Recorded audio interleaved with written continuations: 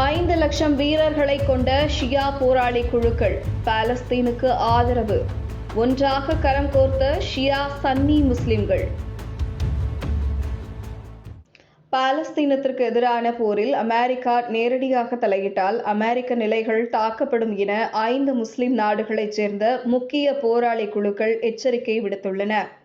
இந்த குழுக்கள் சுமார் 5 லட்சத்திற்கும் மேற்பட்ட ஆயுதம் தாங்கிய வீரர்களை வைத்துள்ளன. இது குறித்து பார்க்கலாம். இந்த முறை காசாவுக்குள் இஸ்ரேல் நுழைந்தால் Iran, Iraq, Lebanon, Syria, Yemen நாடுகளில் உள்ள போராளி குழுக்கள் ஹமாஸுக்கு ஆதரவாக போரில் குதிக்கலாம் என கருதப்படுகிறது. இது குறித்து தி ராய்ட்டர் செய்தி நிறுவனத்திற்கு பேட்டி அளித்துள்ள ஹவுதி கிளர்ச்சி தலைவர் அப்தெல் மாலிக் அல் ஹவுதி, காசா எல்லை என்பது ஒரு சிவப்பு கோடு. அதனை அமெரிக்கா தாண்டினால் அமெரிக்க நிலைகள் மீது ராக்கெட், ஏவுகணை தாக்குதல்கள் நடத்தப்படும். வேறு பிற இராணுவ நடவடிக்கைகள் குறித்தும் ஆலோசிப்போம் என கூறியுள்ளார். ஏமனின் குறிப்பிட்ட பகுதிகளை ஆட்சி செய்யும் ஹவுதி படையில் சுமார் 1,20,000 ஆயுதம் தாங்கிய போராளிகள் உள்ளனர்.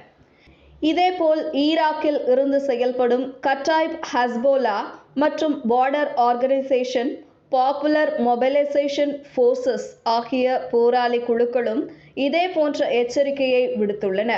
இந்த குழுக்களில் சுமார் 4 லட்சத்திற்கும் மேற்பட்ட ஆயுதமேந்திய வீரர்கள் உள்ளனர். ஈராக்கில் தற்போது 2500 அமெரிக்க துருப்புகள் உள்ளனர். இவர்களை குறிவைத்தே அந்த அமைப்புகள் மிரட்டல் விடுத்துள்ளனர். இது மட்டுமின்றி லெபனானின் ஹிஸ்புல்லா, சிரியாவில் உள்ள ஷியா போராளி குழுக்களும் இஸ்ரேலுக்கு எதிராகவும் ஹமாஸ் அமைப்புக்கு ஆதரவாகவும் செயல்பட்டு வருகின்றன. இந்த அமைப்புகள் அனைத்தும் ஈரானின் ஆதரவு பெற்ற ஷியா அமைப்புகளாகும். இந்த விவகாரத்தில் ஷியா சன்னி பிரச்சினைகளை கிடப்பில் போட்டுவிட்டு இரு பிரிவினரும் ஒன்றாக கைகோர்த்துள்ளனர்.